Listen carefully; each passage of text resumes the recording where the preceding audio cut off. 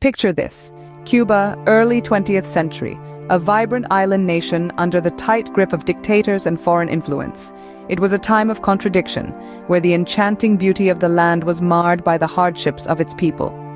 The dictatorship of Fulgencio Batista, known for its brutal suppression and corruption, dominated the political landscape, while the United States loomed large, its influence permeating every corner of Cuban society. The socio-economic conditions were far from ideal. Widespread poverty, inequality, and unemployment plagued the nation, leading to a brewing discontent among the masses. The voices of dissent grew louder, and in the shadows, revolutionary forces began to stir. A spirit of rebellion was in the air, with whispers of change echoing through the streets of Havana. As the 1950s dawned, the island was ripe for change, and a young lawyer named Fidel Castro was poised to lead the charge. In the early 1950s, a revolutionary spirit began to stir in Cuba, led by the charismatic Fidel Castro. His vision of a Cuba free from the clutches of the Batista regime became the rallying cry for those yearning for change. The first significant event in this revolutionary journey took place on the 26th of July, 1953.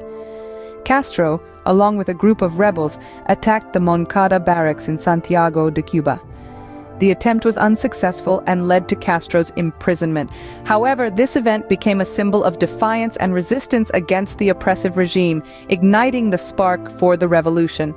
Castro was released in May 1955 due to significant public pressure. Undeterred by his earlier setback, he exiled to Mexico, where he met the Argentinian revolutionary Ernesto Che Guevara. Together they formed the 26th of July movement, named to commemorate the Moncada attack. This marked the beginning of a more organized resistance against Batista. December 1956 saw 82 members of the 26th of July movement, including Castro and Guevara, landing on Cuban soil from the Granma yacht. Despite initial setbacks and losses, the surviving members regrouped in the Sierra Maestra Mountains. There, they waged guerrilla warfare against the Batista regime, slowly gaining support from the rural population and other anti-Batista groups. In the following 2 years, the revolutionaries expanded their control, winning decisive battles and gaining significant political and military ground. The tide of the revolution was turning, and the once seemingly invincible Batista regime was now under serious threat.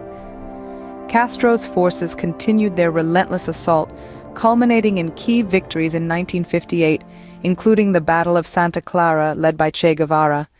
These wins were significant blows to Batista's regime, severely weakening its hold and morale. By the end of 1958, Batista's regime was on the brink of collapse. Unable to withstand the growing revolutionary forces, the stage was set for a new chapter in Cuba's history as the world watched with bated breath. On January 1, 1959, Batista fled Cuba. The revolution had triumphed. After the dust had settled, a new Cuba emerged from the ashes of the old regime.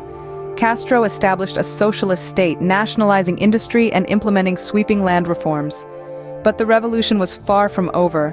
The early 1960s saw the Bay of Pigs invasion, a failed attempt by the U.S. to overthrow Castro. Then came the Cuban Missile Crisis, a tense standoff between the U.S. and the Soviet Union, with Cuba at its epicenter. It was a chess game of global proportions, bringing the world to the brink of nuclear war. The U.S. imposed a trade embargo on Cuba, a measure that remains largely in place to this day. Meanwhile, under Castro, Cuban society underwent significant changes. Education and healthcare became universally accessible, but political freedoms were curtailed. The Cuban Revolution, a pivotal event of the 20th century, not only transformed Cuba, but also sent ripples across the world, shaping global politics for decades to come.